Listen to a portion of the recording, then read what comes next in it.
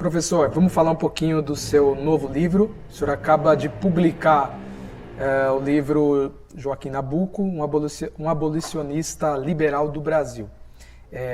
Fala um pouquinho para quem está acompanhando a gente, nem todo mundo sabe quem foi Joaquim Nabuco, né? E qual foi a sua maior contribuição ou as suas maiores contribuições. Isso pode despertar aí a curiosidade de quem está acompanhando a gente no canal para até buscar o seu livro, ter acesso ao seu livro. Essa é a ideia aqui também da nossa entrevista, da nossa conversa. Obrigado, Rodolfo, pela oportunidade de falar um pouquinho desse trabalho. Foi um trabalho de pesquisa que durou quase 6 anos, 5 anos e mais um pouquinho. E veja, primeiro eu acho importante falar sobre o título dessa obra, né? Eu chamei o texto de Joaquim Nabuco, um abolicionista liberal do Brasil. Porque, veja, na leitura do Nabuco, eu entendi, né, que o Nabuco diz o seguinte, que a abolição da escravatura, pensar que o Joaquim Nabuco é um pensador que nasce em 1849 e morre em 1910, então ele está naquele momento, né, de grandes mudanças, né, em função também do movimento abolicionista, o 13 de maio, a República. Então, ele está nesse momento da história, nessa passagem do século XIX, né, para o século XX.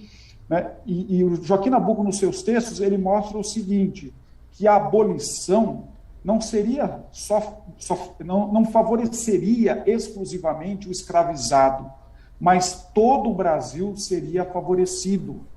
Então, é nesse sentido que eu sublinho Joaquim Nabuco, um abolicionista liberal do Brasil. Parece que, de fato, todo o Brasil foi beneficiado. Mas, é claro, a gente poderia pensar um pouquinho quem foi Joaquim Nabuco, né? Essa eu acho que é uma pergunta interessante, porque, veja, é claro, ele tem uma vida atribulada, foi deputado, foi embaixador, mas se eu tivesse que responder essa pergunta numa única frase, Rodolfo, eu diria o seguinte, Joaquim Nabuco foi um abolicionista completo.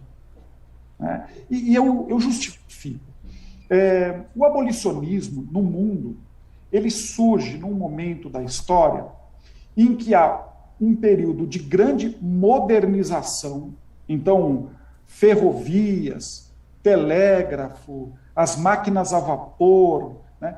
E um momento de grande sensibilidade humanística. Então, por exemplo, aquilo que antes era considerado algo normal do cotidiano passa a ser fruto de horror das pessoas. Por exemplo, o marido bater na esposa, o pai bater no filho. Né? Então, tudo isso passa a ser visto como algo que não se pode fazer. A violência do homem contra o animal e, por consequência de tudo isso, a escravização. Então, veja, os movimentos abolicionistas, eles surgem em sintonia, né, com esse discurso de modernização e essa sensibilidade humanística.